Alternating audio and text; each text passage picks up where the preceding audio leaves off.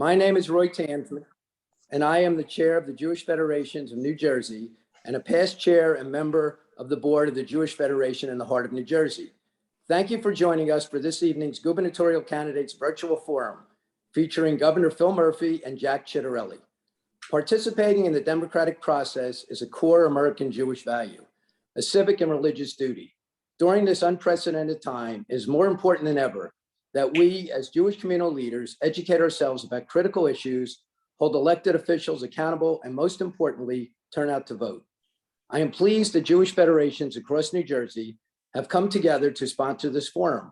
We are a diverse people in terms of our political views and Jewish religious affiliation, but we are all inspired by the same Jewish values and care deeply about core issues like the US-Israel relationship, the rise of hate and anti-Semitism, and the Jewish imperative to care for the community's most vulnerable. In addition to hearing from each candidate, we will feature a moderated question and answer session that will give you an insider's perspective on both campaigns' positions, policies, and visions for New Jersey, our Jewish community, and the state of Israel. Due to the limited time we have with each candidate, we've asked them to deliver short opening statements and to limit their answers for each question to no more than 5 minutes. Our first speaker this evening is Governor Phil Murphy.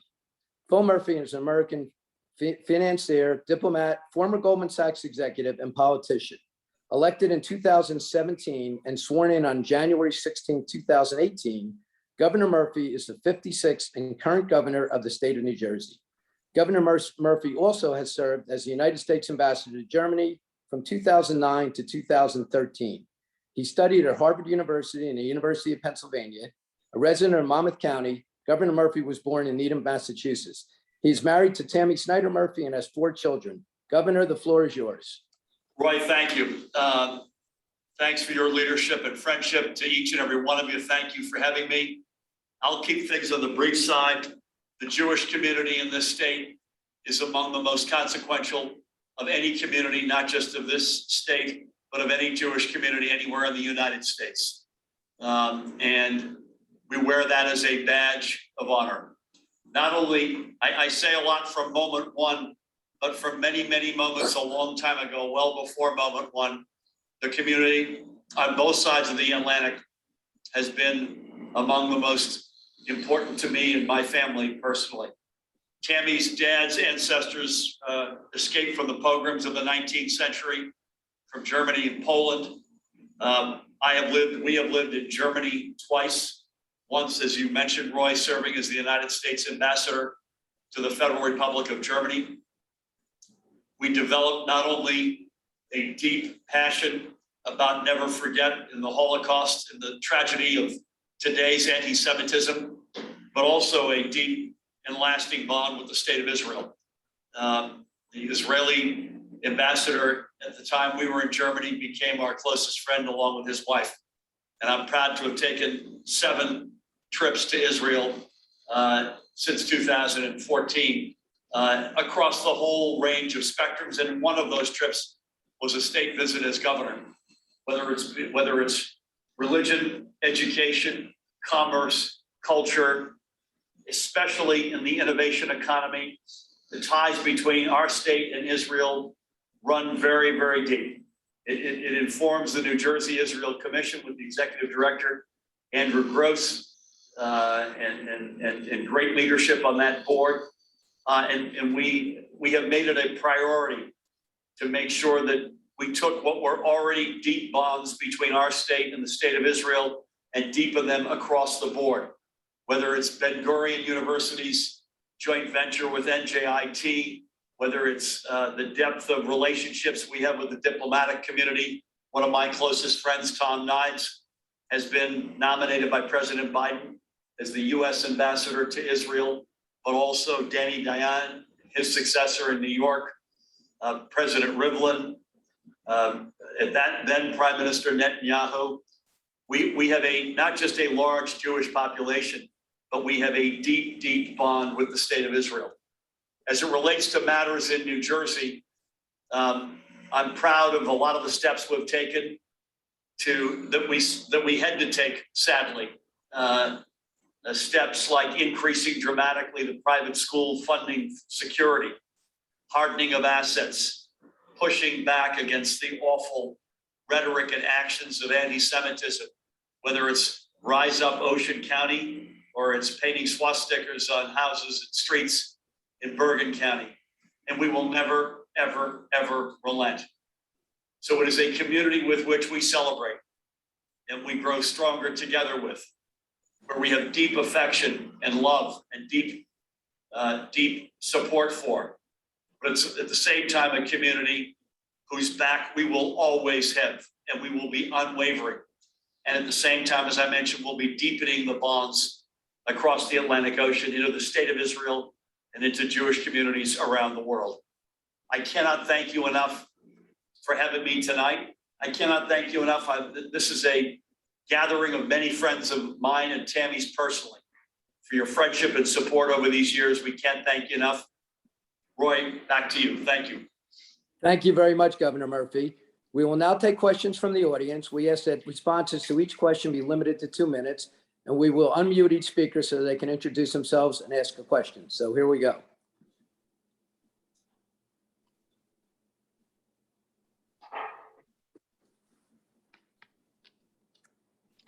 Hi, my name is Liza Wolfe, and I'm the Vice President of the JCRC of Southern New Jersey.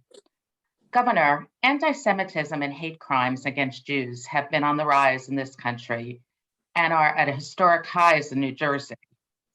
Additionally, discrimination and delegitimization of our college campuses in the form of BDS threatens Jewish students and faculty. What actions will your administration take to protect New Jerseyans from anti-Semitism specifically and from religious discrimination and hate crimes more generally? In addition, what additional efforts will your administration take to combat anti-Semitism on our public university campuses? Liza, thank you. I'm glad South Jersey is very much in the house tonight. Great to see you. Well, we've done a lot. I should start by saying that we've done a lot. I mean, I was in Jersey City within hours of the awful tragedy in December of, I guess, 2019. I prayed in the synagogues there and for those victims, as well as after the awful tragedy at Tree of Life in Pittsburgh. I mentioned that we had put an enormous amount of money into hardening of assets, as well as security for private schools.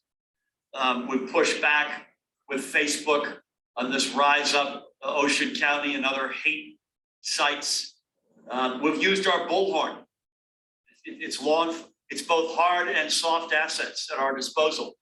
So it is very much law enforcement, and it is very much at the same time using our bullhorn. Leaders have a responsibility to say and do the right things. And I hope we've done that and we will continue to do that. And again, whether that's addressing online or physical or other realities. I think it's also important, Liza, that we teach our kids that the next generation has to understand that this behavior is unacceptable, that they never forget the lessons of the Holocaust. I remember so many experiences in Germany, with kids in particular, whether in synagogues or in schools. And even as an American, trying to help the German Jewish community make sure their next generation never forgot. And that same amount of energy goes to our kids in the state of New Jersey. You mentioned BDS, one other comment. Our investment council did exactly what they should have done. They followed the letter of the law, and they took action against Unilever because of what their subsidiary wrongheadedly Ben and Jerry's decided to do as it relates to BDS. So we'll do bullhorn, law enforcement, we'll pass laws, we'll fund security, we'll teach our kids, and if need be, we'll use our investment dollars to make sure that we're on the right side of history. Liza, I'd like to say this is something where you can wrap a bow around it and say, we're done, we're finished. Sadly, I don't think that will ever be the case. This is something where we have to exercise extreme vigilance forever and always, and I promise you to be the governor who will. Thank you.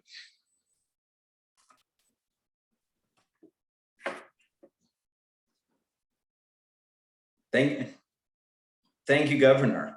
My name is Michael Elkins. I am the Chair of State Government Relations for the CRC at the Jewish Federation of Greater Metro West, New Jersey.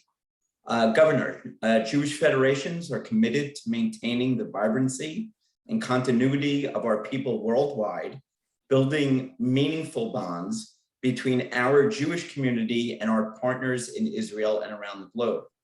Additionally, we strive to maintain a strong New Jersey-Israel relationship, fostering cultural, economic, and educational ties with the State of Israel. Please describe how you and your administration will encourage and foster a spirit of cooperation between the State of Israel and the State of New Jersey. Thank you. Michael, great question. I think I've begun to address this, but I will give some more detail. I will never forget on the first night of the Metro West visit to Jerusalem a couple of years ago, the magic, actually, believe it or not, it's 3 years ago. I can't believe that. But the magic of gathering together under that beautiful sky in Jerusalem was a memory I will never forget, nor will my wife, Tammy. Sadly, his dad had just literally died that day. So it was a day that we'll never forget for many reasons. Listen, there's no state in America that shares as many similarities and realities as New Jersey does with the State of Israel. So at all levels of government, commerce, education, culture, we are all in. The New Jersey-Israel Commission under the chair of Mark Levinson and Karen Elkins, the executive director, Andrew Gross. By the way, that position had been defunded in the prior administration. I'm proud that we've repopulated the commission and we've funded the executive director's position, and Andrew is outstanding. I first met Andrew through Genny Dayan when he was working in the consulate in New York City. It's the depth of the diplomatic engagement. So Danny and his successor, the Israeli ambassador I spoke to a couple of months ago, I mentioned a dear friend is going to be the US ambassador. I've had the honor of speaking with many ministers, and including the prime minister and the president over the years. I mentioned the joint venture between Ben Gurion and NJIT. Look for more of those to come. I'm confident we're going to see more higher ed cooperation as opposed to less, including we've supported a growing partnership. Roy Tansman knows this well, between Rutgers and Tel Aviv University, and we've met with their leadership. I was just with one of the Teva pharmaceutical leadership members last night. We were instrumental and deeply involved in getting Teva Pharmaceutical to plant their North American flag in Parsippany Troy Hills, which I'm incredibly honored.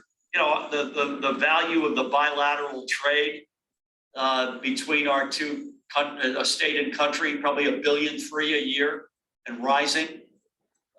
So getting those partnerships deepened, as well as, I haven't talked about religion, culture, also incredibly important. We remind each other so much of each other. We're the same size geographically. We have a few more people in New Jersey than are in the State of Israel. But that innovation, that character, the grit, the attitude, I find that we share overwhelmingly between Jersey and Israel.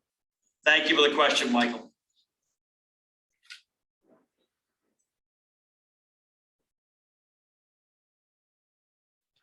Hello, Governor. What we got here? Hello, Governor. My name is Eric Lavitzky, and I'm the immediate past chair of the Jewish Federation of Somerset, Hunterdon, and Warren counties. Hello, Eric. Hello, Governor. Thank you for your time. The pandemic has created a series of crises on the front lines of business and commerce, and Jewish federations and their partner and beneficiary agencies are no different, except they have the added burden of being frontline service providers to those affected. While state and federal relief efforts have been a lifeline, they are not enough. Governor, what measures will your administration take to help charities meet increased service demands, retain employees, address rising expenses, and upgrade buildings and infrastructure? Yeah, I mean, Eric, this was already a challenge. First of all, good question, good to see you. This was already a challenge before the pandemic, and it's been exacerbated mightily by the pandemic, and the federations and their partners have been extraordinary. absolutely extraordinary. And I've spoken to a bunch of you over the past 19 months. And clearly, let's look at first and foremost through the COVID lens. You know, we were as hard hit as any American state and hit early on. We put a ton of money on the street through grants, loans, equity, including to charities. The Sustain and Serve program is a national model that helps both restaurants that were flat in their back and folks with food insecurity, on the other hand, of which we have far too many. I think we put somewhere between 750 million and 800 million on the street for small businesses. A ton of money out there for not just small businesses, but rental assistance, food assistance. As I mentioned, largely in Sustain and Serve, but not entirely. Childcare providers. Last I checked, not the core of your question, we have put, I think, $23 billion on the street in unemployment benefits. That's a split between federal money and state money. I signed legislation that provide relief for New Jersey nonprofits that were facing steep unemployment bills. And by the way, we're not done with this. We can't be done. We're still in the pandemic. That, I think, is in much better shape, but the fallout we're going to be living with for a long time. And no matter how good a job governments do, we wouldn't be where we are without faith leadership, without organizations like the federations, without the nonprofits. And you all have been on the front lines, and those organizations have been on the front lines, and we've tried to back and fill at every step of the way, and we'll continue to do that. It's not the core of your question, but putting a lot of money toward mental health and learning loss has been another big hallmark of ours. And again, not specific, but housing continues to be a huge challenge. We had the nation's most acute affordable housing reality before the pandemic. That's now become only more acute since it. And again, the organizations that deal with that are in the front lines, and we want to be there for them as well. So thank you very much, Eric, for that.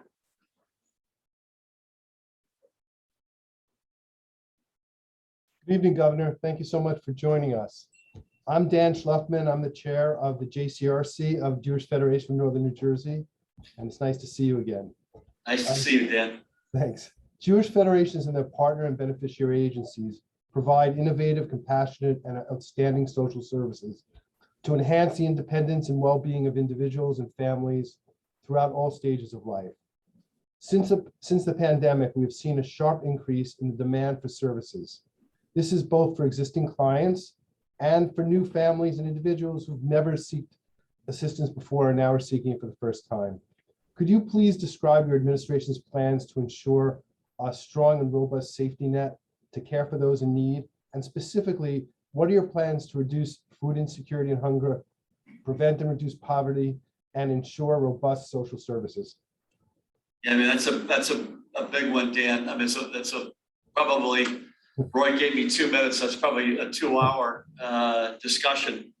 No one magic wand. That's the first thing I'd say. And I'd be lying if I said there were. The Sustain and Serve program I mentioned from the EDA is huge. The Department of Agriculture has put a significant amount of money on the street. I think $25 million, as I recall, which is important to the big 6 emergency feeding organizations. I think they provide annually something like 19 million meals. I mentioned affordable housing, which is not sufficient.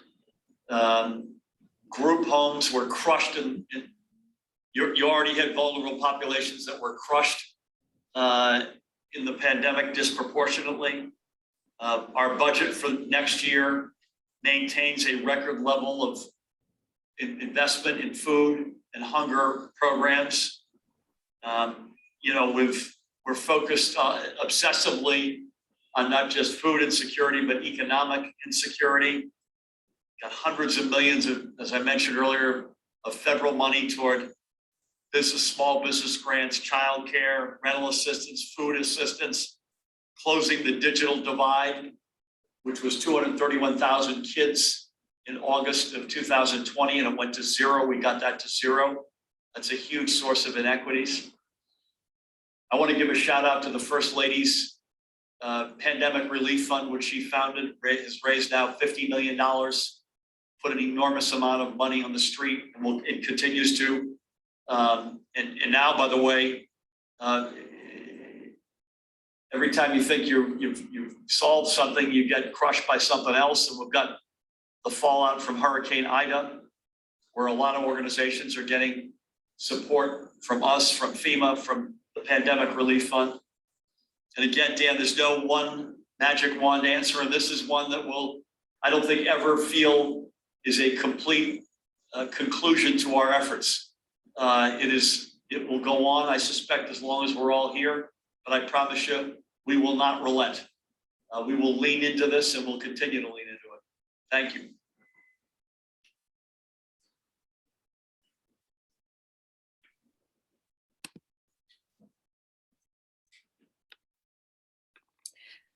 Thank you, Governor.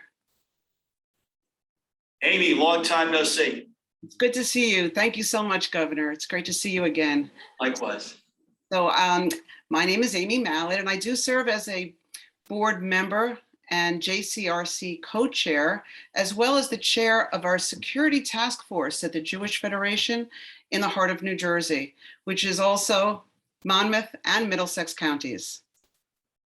Politics in the state and around the country have become fiercely partisan and bitterly divisive. Describe ways, if you would, that you and your administration would work to restore faith in our political system and reach across the aisle in a spirit of bipartisanship to tackle our state's most pressing problems. Thank you. Thanks, Amy. Good to see you. Yeah, the premise of your question could not be more accurate, so I don't have any dispute with the premise. And I won't get political here, but we all know that we took a turn for the worse on the us versus them stuff over the past 5 years. And I hope that we can dig out of that. My opponent and I had a debate the other night. It sure didn't feel that way in terms of the raucous yells in the auditorium. But listen, I try whenever I can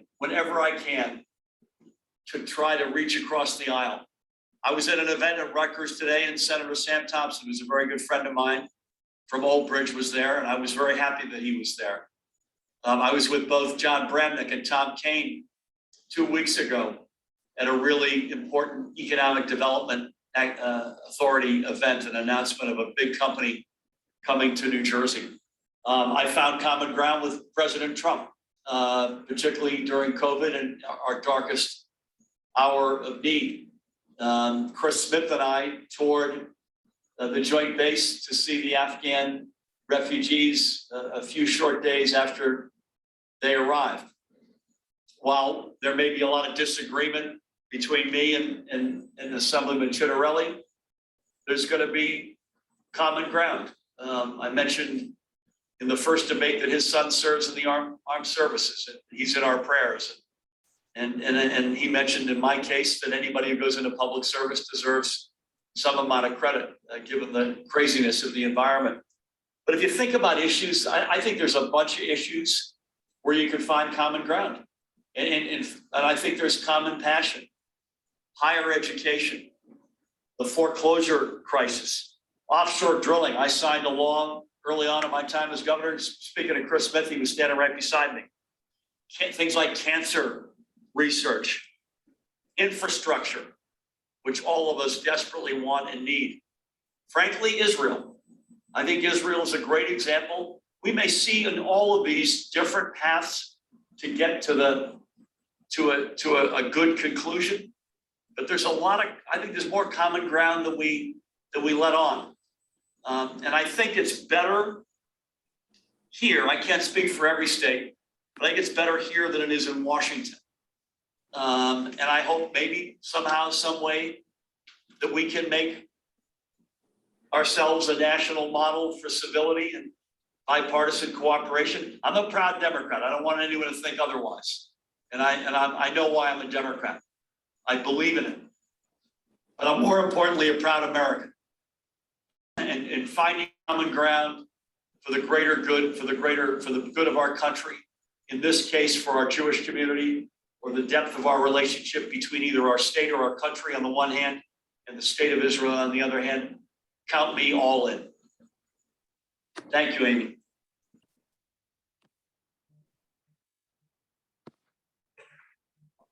Thank you so much, Governor. We appreciate your participation in tonight's forum, outlining your positions on these so many important issues. With the remaining time, I'd like to give you the opportunity to share any additional thoughts or ideas with the community leaders joining us tonight. So the floor is yours again. Thank you, Roy. I don't have a whole lot to add other than I'm humbled that you all would take the time and host me so graciously. The Jewish community is one of the most important communities in our state, in our country. It always will be. You've had my back. I guarantee you, I've got your back. From the soft, fun stuff we do together on culture and exchanges and deepening ties in business and education and other arenas, all the way over to the far less pleasant end of the spectrum. Holocaust, never forget, and fighting back with tooth and nail against anti-Semitic behavior, online, physical damage, funding the schools, hardening the assets, doing what we need to do, even if it's with a heavy heart that we wish we didn't have to. We do it. And all the while, I'll use my bullhorn. We will do what the Investment Council did when it came to BDS.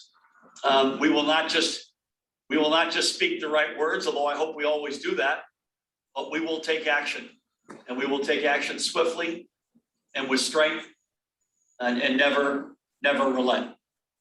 So to each and every one of you, I say thank you. I hope this comes true, by the way. Next year, Jerusalem. I hope so. Governor, thank you so much again for your time and participation tonight. We really appreciate it. We wish you the best of luck with the rest of your campaign. And I'm now going to turn it over to my colleague, Yehuda Cohen, who will introduce our next candidate, Jack Chitarelli. Thanks again. Thank you, Roy. Thank you. Be well. You too, man.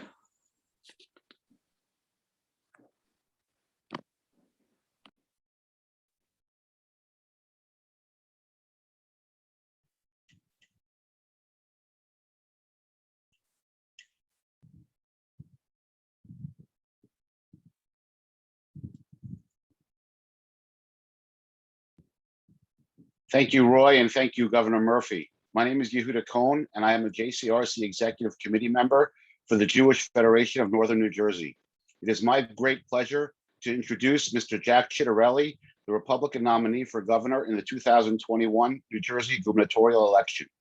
Mr. Chitarelli served in the New Jersey General Assembly from 2011 to 2018, representing the 16th Legislative District.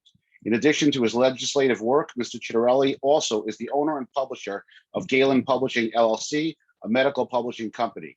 He has formerly worked as a CPA and was a co-founder of several medical journal publishing companies. He was also an adjunct professor at Seton Hall from 1998 to 2001. Mr. Chitarelli received both his BS and MBA from Seton Hall University. A resident of Hillsborough Township, he is married to Melinda Chitarelli and has 4 children. Mr. Chitarelli, before you give your opening remarks, I want to tell you a little bit about us. As you know, there are 5 different federations represented here: the Jewish Federations of Northern New Jersey, Greater Metro West New Jersey, Heart of New Jersey, Somerset, Hunterdon, and Warren counties, and Southern New Jersey. We are a diverse community in terms of our political views and Jewish religious affiliation, but we are all inspired by the same Jewish values and care deeply about core issues like the U.S.-Israel relationship, the rise of hate and anti-Semitism, and the Jewish imperative to care for the communities most vulnerable. We appreciate you being with us this evening to address the issues we care about. I turn it over to you for your opening remarks. Oh, good evening, everybody, and thank you very much for having me. The election is winding down. In fact, it'll happen be concluded in 19 days exactly. We had our second and final debate 2 nights ago, and I do think there's a very stark difference between the two of us. The Chitarellis have been here for 100 years. My parents raised their 4 children here. Melinda and I have been married for 27 years. We've raised our 4 children here. My parents worked very, very hard. My dad worked for a utility company for 38 years. My mother worked midnights on the line for J&J. There were a number of years that they owned a restaurant bar. Mom worked midnights. She ran the restaurant bar by day. Dad worked by day. He ran the restaurant bar by night. And every dime they made went to their 4 children. I was the only member of the family that went on to college, a bachelor's in accounting and a master's in finance, both from Seton Hall University. New Jersey is where I passed the CPA exam and practiced as a certified public accountant. I ultimately ended up in the medical publishing industry, producing continuing education materials for healthcare professionals. My first business was in the 90s. My second business was from 2000 to 2017, both times having sold the business. I've worked very, very hard, but also been very, very fortunate and done well right here in New Jersey. I've also had the privilege of serving at every level of government in New Jersey. 2 terms at the municipal level, so I know what potholes and public safety are all about. 2 terms at the county level, I know what infrastructure and social services are all about. And 3 2-year terms in the legislature. And I know what waste, inefficiency, and a government corrupted by special interest is really all about. After my 6 years in the legislature, I went there to lower property taxes and to make New Jersey a better place to do business. And what I learned in those 6 years is the only way to effectuate change and to accomplish those kind of goals was from the executive branch. And so I ran for governor 4 years ago and lost the Republican primary to Kim Guadagno. I ran a close second. I declared for governor January 2020. So I've been on the campaign trail now close to 22 months. I've enjoyed every minute of it. It's a really exhilarating experience. And I'm very, very pleased with where the campaign is here with 19 days to go. My goal was to provide the people of New Jersey what they should want, certainly what they deserve, a very, very competitive race, a very, very spirited debate on the issues that matter. And I think that we've accomplished that goal. The only goal left to accomplish is to win on November 2nd. And I believe that we're in a position to do that. During the course of my campaign, I did visit Israel. And those that had been there before, and those that are familiar with it, and those that knew I was going, told me it would be a life-changing experience. And indeed it was. My first day was in Tel Aviv, which is a vibrant cosmopolitan city. I met with a great many entrepreneurs and business owners to learn what it is they're up to, what new technologies and innovations are emerging, and why they should do business in New Jersey. The reason that's so important to me is because I'm determined to make New Jersey a better place to do business. And that means increasing our bilateral trade with allies and partners like Israel.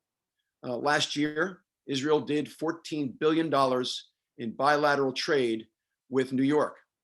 Only $1.5 billion of bilateral trade with New Jersey. There's no reason for that disparity. So I met with a great many business owners to tell them that we're going to be open for business and that they have a partner in Jack Chitarelli. Day 2 that we spent in Jerusalem, and it was an unbelievable experience. I learned a great deal about the Jewish faith and the Jewish history. And on day 3, I visited Sderot, right along the Gaza Strip. I learned about the Iron Dome. I learned about the constant threat that Israel is under, and came to appreciate how passionate the people of Israel feel to defend their nation that is constantly under threat. And I made it clear to everyone that I met there, business leaders, civic leaders, religious leaders, that under Governor Chitarelli, Israel will have a very strong ally in New Jersey, and that we will not tolerate any company, for example, that engages in anything that resembles anti-Semitic positions or behavior. I recently issued a very, very strong statement on Ben & Jerry's. And when I was in the legislature, I voted for our New Jersey Pension Trust to divest itself of any company that takes a position that is anti-Israel. And as governor, let me also say that we, as the most diverse state in the country, are not going to tolerate any form of hate, any form of discrimination, or anti-Semitism, which the ADL tells us is up significantly 3 years in a row. We're not going to tolerate it. I think that there is power and beauty in our diversity. I celebrate every ethnicity, every race, and every religion. And I do believe that the 500,000 plus people of Jewish faith in New Jersey make our state more economically, intellectually, and culturally vibrant. Let me say this, as your governor, my goals really boil down simply to 5 things. Number 1, we need to lower property taxes. We do that with a new school funding formula that provides a flatter, more equitable distribution of state aid and parity for our private schools. Number 2, we need to make New Jersey the best place in the country to do business, or at the very least, one of the very best, so we can create more jobs. And as an MBA CPA and 2-time business owner, I know exactly what we need to do to our tax code to achieve that goal. Number 3, we need to downsize, modernize, and streamline our state government, which is bloated, inefficient, and been corrupted by special interest. On the topic of special interest, let me say this. I don't owe anything to anybody. I've already had the best titles in the world, and that is son, brother, husband, and father. I've had enormous success, thank God, here in New Jersey. I've worked very hard. And I guess what I'm getting at, with the utmost humility, is this isn't a job I need. It's a job I want. Because the state I love, the state that I know that you love, we also realize it's broken, but I believe it can be fixed. And so I don't want to be US Senator, I don't want to be president, and I don't want to write a book.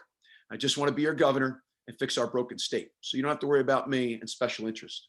Number 4, I and my Attorney General will support the men and women in blue, our municipal, county, and state police, whose job has never been harder. This governor and his Attorney General have disarmed, they have handcuffed and demoralized our police. Now, we need to get rid of bad cops. Even good cops would agree with that. We need to get bad CPAs. But we need to support the men and women in blue. And under Governor Chitarelli, I and my Attorney General will have their back every day of the week. And let me say this with regard to public schools. Realizing there are a great many people of Jewish faith that send their children to private schools. And we do need parity there with regard to certain school services and state funding. But in our public schools, we are going to get back to basics in teaching critical life skills. I believe very strongly there's certain subject matter that is best left to parents at the kitchen table with their children. So we'll get back to teaching critical life skills. There's certainly one other topic that's on everybody's mind, and that has to do with the pandemic. I do believe that, let me first say, the pandemic's not easy, and I never said that it is. But I do believe that Phil Murphy has failed New Jerseyans in many respects. We lead the nation in nursing home deaths. That's because he ordered nursing homes to take in COVID-19 patients. And don't forget, the greatest number of nursing home deaths took place in the nursing homes owned and operated by the government, state government, for our veterans. In fact, New Jersey is the only state in the country that's being investigated by Joe Biden's Department of Justice because of our nursing home deaths. He failed mom and pop shops on Main Street. 1 out of 3 have closed their doors forever now, 50% of which owned by females and minorities.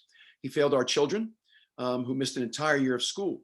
He fails every New Jerseyan that's waiting online at motor vehicles or waiting month after painful month for their unemployment benefits. He's failed women, he's failed the Black community. He failed all those that were in the path of Tropical Storm Ida. His declaration of state emergency came 13 hours after the Pennsylvania governors, 3 hours after the tornado, and 2 hours after the flash floods, and 30 fewer New Jerseyans are with us today. It's not the first time that this administration has given the appearance of being asleep at the wheel. I promise you that as governor, I and my entire cabinet will show up to work each and every day, and we will be hands-on in running a state government that will be responsive to your needs. And I also promise you that we will make all appointments so that all commissions and boards have a quorum. We are now 4 years into an administration where dozens upon dozens upon dozens of boards, including the New Jersey Israel Council Commission, does not have a complete quorum. People have not been appointed, and there's no excuse for that. And when that happens, things don't get advanced. So whenever I'm asked what the job of an elected official is, I always say the first job is to listen. I can't possibly be an expert in all things. I'm an MBA CPA, I know the tax code. I'm a medical publisher, I know publishing. I know a lot about a lot of other industries. As a CPA, I practiced and did the books for a lot of different companies. But my first job is to listen and collect all opinion, even those that disagree with me. And then I have to synthesize the information and make a decision. You do need a governor that's willing to make a decision. That's the responsibility that comes with the job, and I am asking for that job. As I said in the debate the other night, I'm getting tired of this governor blaming Donald Trump for this, blaming Chris Christie for that, or blaming climate change for our poor response to Tropical Storm Ida. He asked for the job. He knew what he was getting himself into. I promise you, you will never hear me blame anyone or anything for the way things are during the course of my 4 to 8 years as your governor. This state government will be responsive to its citizens, and we will take New Jersey to a much better place. I'm determined. I really do believe the state of New Jersey doesn't have to be this way. I believe that we can do better. And when I'm governor, we will. So with that, I don't like to be too long-winded, although I probably have already been so. And if there are questions, I'm happy to answer any and all questions. Thank you, Mr. Chitarelli. As you requested, we will now take questions from the audience. We ask that responses to each question be limited to a few minutes. We will unmute each speaker so they can introduce themselves and ask their question. Hi, my name is Dr. Ellen Roth, and I'm a Community Relations Committee member at the Jewish Federation of Somerset, Hunterdon, and Warren counties. Anti-Semitism and hate crimes, as you mentioned, against Jews have been on the rise in this country and at historic highs in New Jersey. Additionally, discrimination and delegitimization on college campuses in the form of BDS threatens Jewish students and faculty. What actions specifically will your administration take to protect New Jerseyans from anti-Semitism and more generally from religious discrimination and hate crimes? What additional efforts will your administration take to combat anti-Semitism on our public university campuses?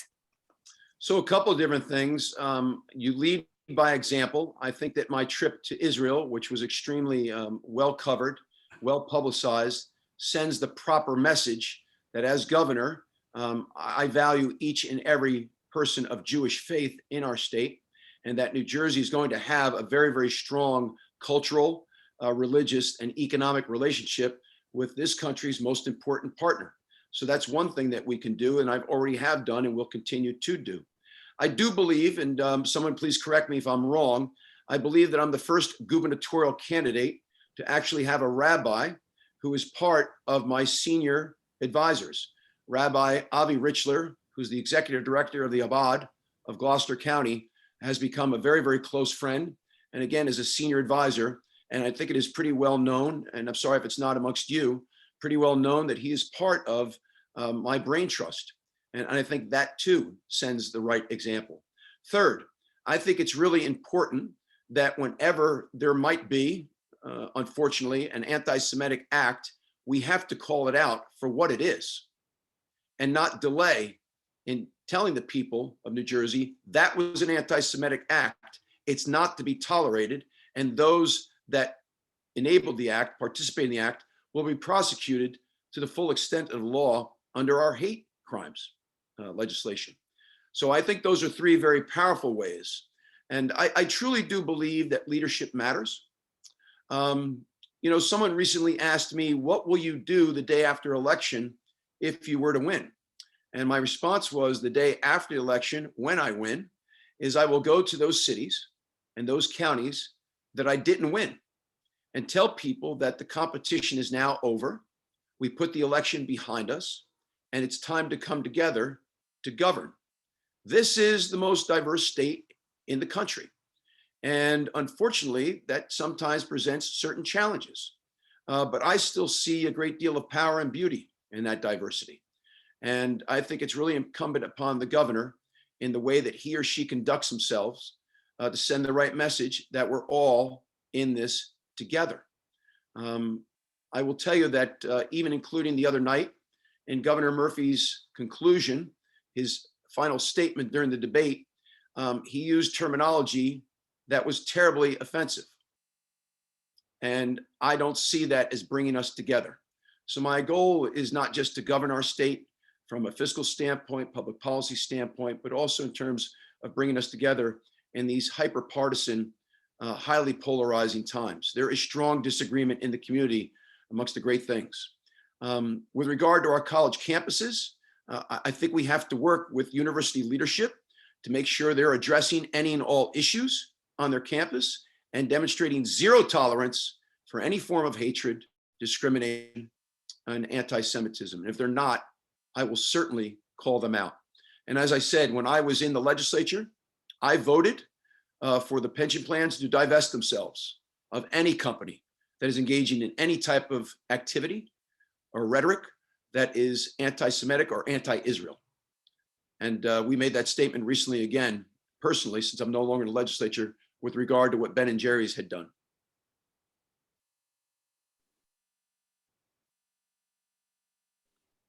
Oops, thank you.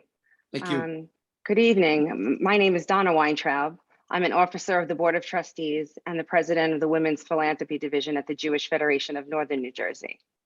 Jewish federations are committed to maintaining the vibrancy and continuity in our people worldwide, building meaningful bonds between our Jewish community and our partners in Israel and around the globe. Additionally, we strive to maintain a strong New Jersey-Israel relationship, fostering cultural, economic, and educational ties with the state of Israel. I know you touched upon it in your introduction, but can you please describe how you and your administration, in a little bit more specifics, will encourage and foster a spirit of cooperation between the state of Israel and the state of New Jersey? Well, Donna, thank you. I think one of the first things we have to do, my understanding, I think I'm correct, we have legislation in New Jersey that says the Holocaust will be taught in our public school system, but what I'm hearing is from too many districts around the state, it's not being taught. I think that's one of the first things that we need to do. I think that I also, as governor, I will form a Jewish council that I will sit with each and every month to listen to the concerns from leaders on behalf of the Jewish community. As I said, my first job is to listen. And I intend to make sure that every group, including the Jewish community, knows that they have a seat at the table when I'm the governor, and that they have a keen ear that's listening to their concerns and what it is that we need to do better. And so I think those are two very, very important ways to send a strong signal of how supportive we are of New Jersey's Jewish community, which is obviously an integral part of the New Jersey fabric. And as you said, you kind of echoed what I said a few moments ago. The Jewish community contributes greatly to our intellectual, cultural, and economic vibrancy here in New Jersey. I see us working together in partnership to expand that. And listen, I want to expand that bilateral trade with Israel. And the way to do that is by making it quite clear to business, religious, and civic leaders in Israel that they have a partner in New Jersey. I don't like losing. And right now, New York is eating our lunch. 14 times the bilateral trade, New York over New Jersey. That's unacceptable. We have everything that New York has. We should at least be on even par with New York. And as governor, that is one of my goals.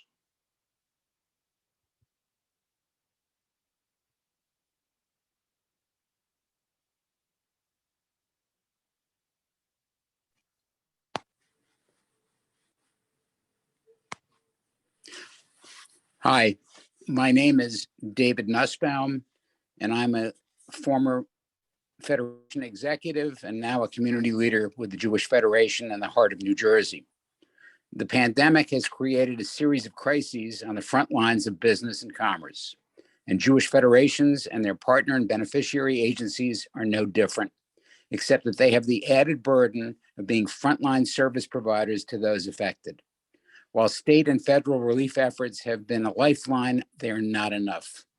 Governor, Mr. Chitarelli, what measures will your administration take to help charities meet increased service demands, retain employees, address rising expenses, and upgrade buildings and infrastructure? Thank you. First of all, my bad, gang. I've yet to recognize what it is the Jewish Federation does in the community, and quite frankly, does extremely well. And when you guys succeed, you make it easier for those of us in government because of the people that you're taking care of and all the great things you do in the community to make it a community. And so when I was a Somerset County freeholder, we created something called the point of service plan. We actually budgeted $2 million a year in our county budget to hand out in forms of grants, not loans, grants, to nonprofit agencies that were doing great work in the community. I believe that nonprofit agencies, such as your federation, do a much better job than government ever could in taking care of vulnerable populations, underserved populations, and just improving the community overall. And so I would like to see that same kind of partnership, public-private partnerships, to do what it is that you guys do in the community. So that's certainly something as governor I would look to do. Right now, there is a lot of strain because of the pandemic.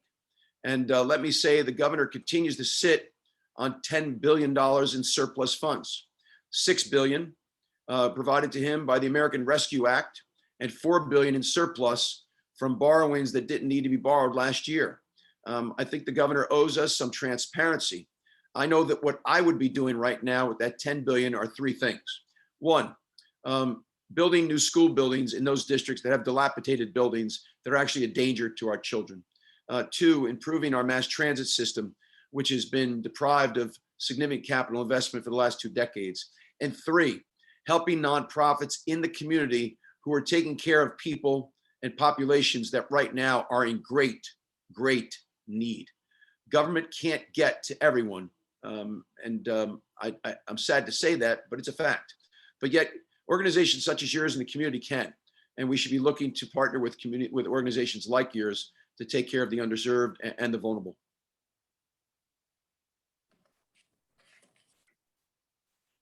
Thank you. My name is Michael Elkins. I am the chair of state government relations for the CRC at the Jewish Federation of Greater Metro West, New Jersey. Mr. Chitarelli, Jewish Federation and their partner and beneficiary agencies provide innovative, compassionate, and outstanding social services to enhance the independence and well-being of individuals and families throughout all stages of life.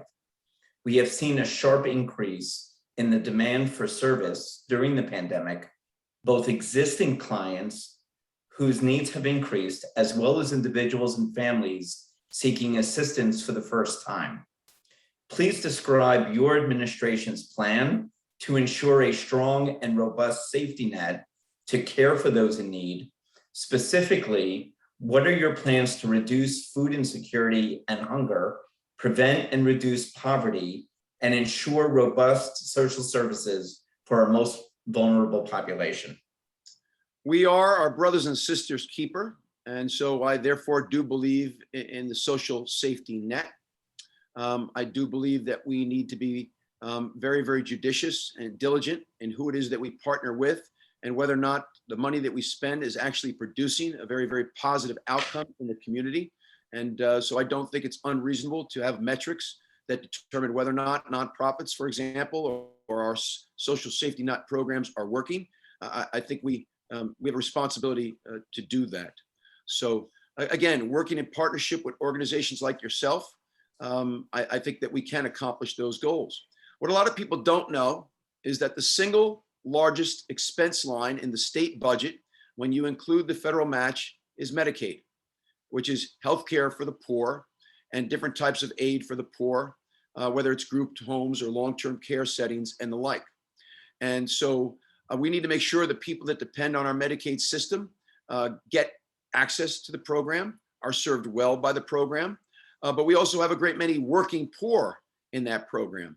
And again, while we provide for the social safety net, I do believe it's incumbent upon me as governor to provide a thriving economy. The rising tide does lift all boats. And so I would like to see less of the working poor on the Medicaid rolls. I'm certainly not going to kick them off, but I'm going to provide them with an opportunity to get off. There is no reason why the New Jersey economy shouldn't be the envy of the other 49 states. And if it were, that's less pressure on state government, less pressure on county governments, municipal government, and the federation, because you'll be in a better position to do fundraising and get money from a number of different sources from which you get money. We know it's always harder to get money from various sources during times like these. That's the great paradox of government. When times are great, we have the most amount of revenue, but certain organizations need it less. Organizations need it most when the revenues aren't coming in. Again, the great paradox of government. But my job is to provide a thriving economy so that nonprofits such as yours can do an even better job, but also we have fewer people that are dependent on nonprofits like yours, so you can even pay more attention to those that are in greatest need. And I am determined to resurrect this state economy, which traditionally lags the national economy in job growth, wage growth, and fiscal health. Our unemployment rate today is 2 points worse than the national average. And just as New Jersey was the last state in the union to recover from the Great Recession, I fear that it will be the last state in the union to recover from the economic impact of the shutdowns. And I'm all about saving lives. I will always promote, preserve, and protect the public health and safety. But I also believe we have to challenge ourselves to save livelihoods. I do not believe the two are mutually exclusive. So that would be my answer, sir, to work in partnership with you to make sure you have the financial wherewithal to do what it is you guys do best, but also to provide a thriving economy so that there aren't as many people necessarily dependent on agencies such as yourself. As we all know, it'd be God's greatest blessing if you didn't have people to take care of, because everything was just A-okay. We know it's never going to be that way, and that's why your federation is so very important.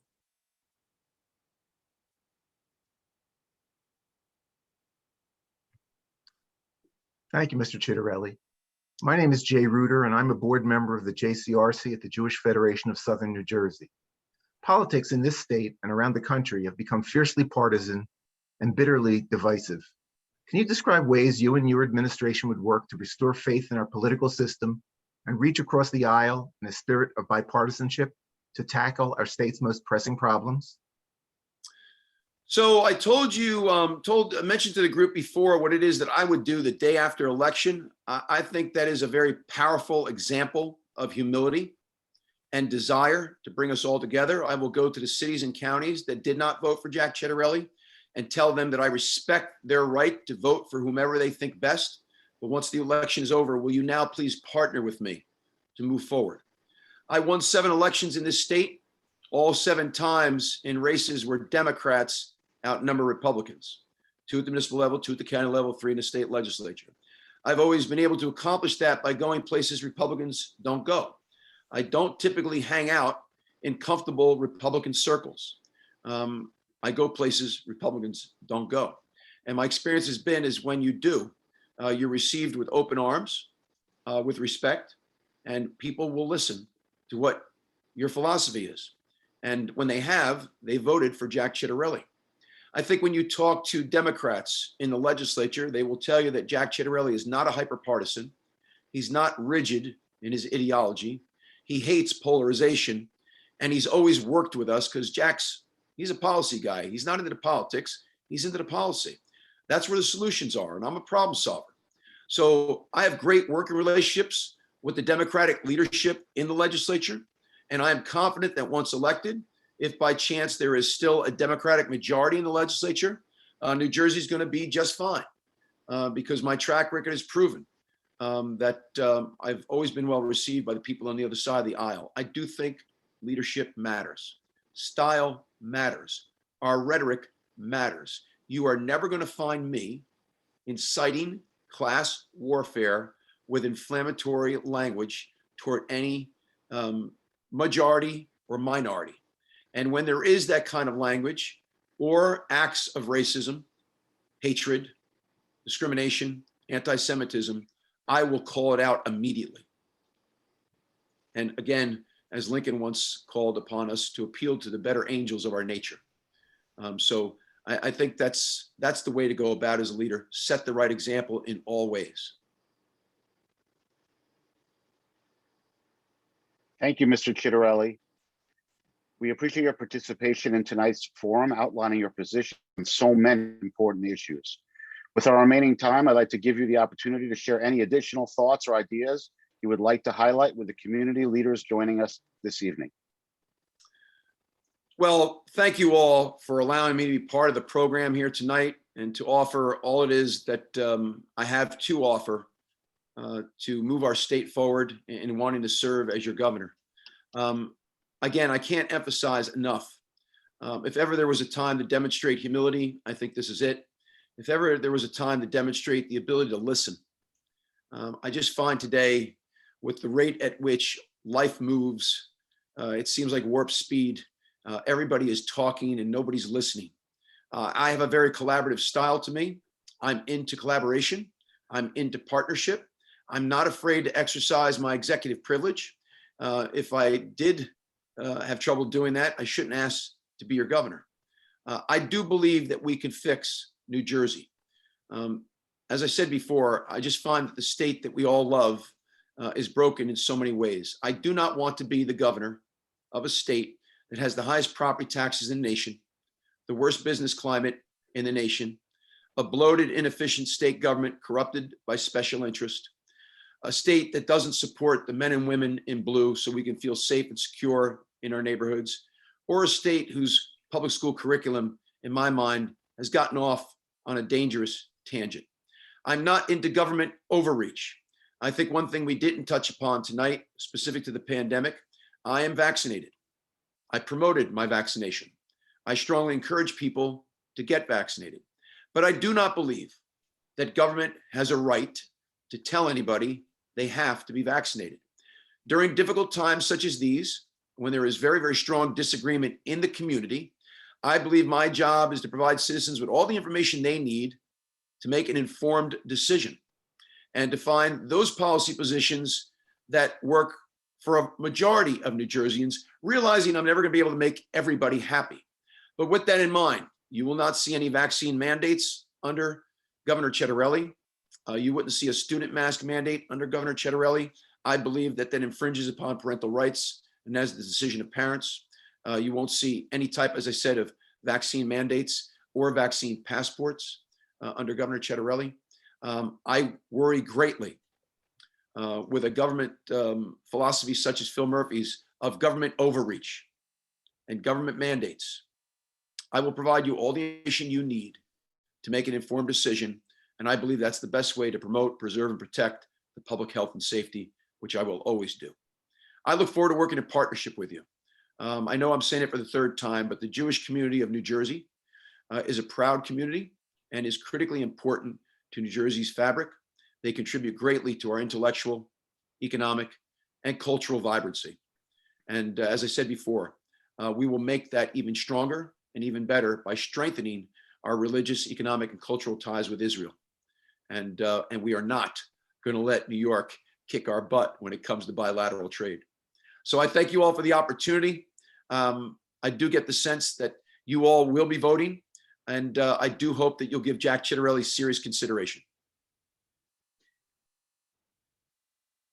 Thank you, Mr. Chitarelli. We appreciate the time you have given us this evening and the thoughtful responses to our questions. We wish you the best of the luck with the rest of your campaign. I also want to thank everyone who has joined us online for this evening's Gubernatorial Candidates Forum. The only way to make your voices heard is to vote. Please remember that Election Day is November 2nd and that the polls will be open from 6 a.m. to 8 p.m. In addition, for your added convenience, you can also cast your vote by taking advantage of New Jersey's new early in-person voting from Saturday, October 23rd through Sunday, October 31st, or vote with a vote-by-mail ballot. For additional information on polling locations, early voting, and how to receive a vote-by-mail ballot, visit vote.nj.gov. That's vote.nj.gov. This concludes this evening's program. Once again, thank you for being with us and enjoy the rest of your night. Good night, everybody.